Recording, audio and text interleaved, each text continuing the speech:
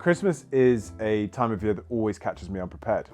However, this year is a little bit different, and like a good supermarket chain, I am feeling the Christmas spirit earlier than usual. My children play a big part in this. They are always asking me whether we've got carrots for the reindeers or the mince pies for when Father Christmas comes down the chimney. It's a very wholesome affair in this house.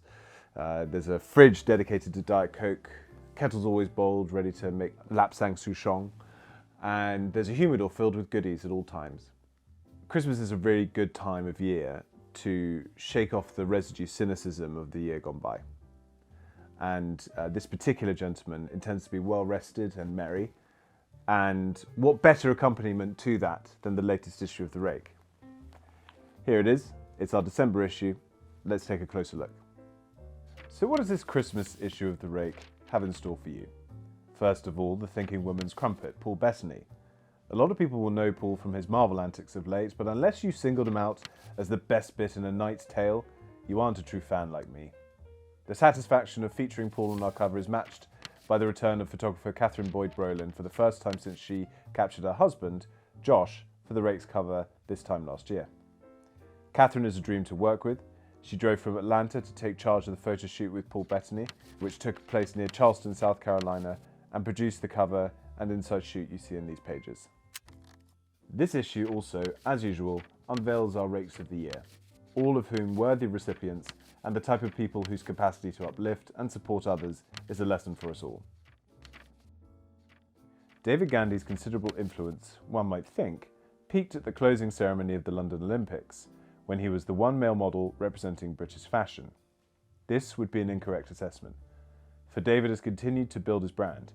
His latest project is his own clothing label David Gandy Wellwear. The photographer Arnaldo Anailuca shot Gandy for this issue's main fashion shoot. I was fortunate enough to play a part in two creative tasks for this issue. The first was a tailoring experiment, the good kind, that involved making a sports coat from cashmere jersey by Loro Piana that threatened to upend all my sartorial regulations. Yet in the quality of the cloth and the distinguished cutting of Terry Haste, we harnessed two forces for good that battled valiantly against my stubbornness in search for a more daring style. I also helped make something for you, dear reader, a candle. I was honoured to join the panel behind Evermore London's latest creation entitled Smoke, which was inspired by cigars and refined relaxation. Elsewhere I had the pleasure of interviewing Dan Jago, the Chairman and Chief Executive of Purdey, whose handling of a brand that predates Queen Victoria has exhibited great care and consideration. Dan also acts as a champion for the countryside, rural life and conservation. For what it's worth, I'm right behind him as he balances both commitments.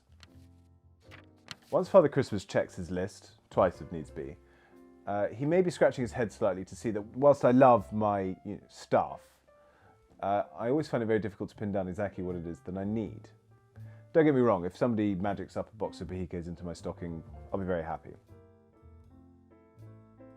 Yet, when I reflect on the successful year that the Rake has had, a magazine that continues to undermine the pervading trends of modern print publishing, who've had some of the biggest movie stars in the world on our cover, including Josh Brolin, Matt Damon, Benicio del Toro, just to name three, I can perhaps be content with what I have.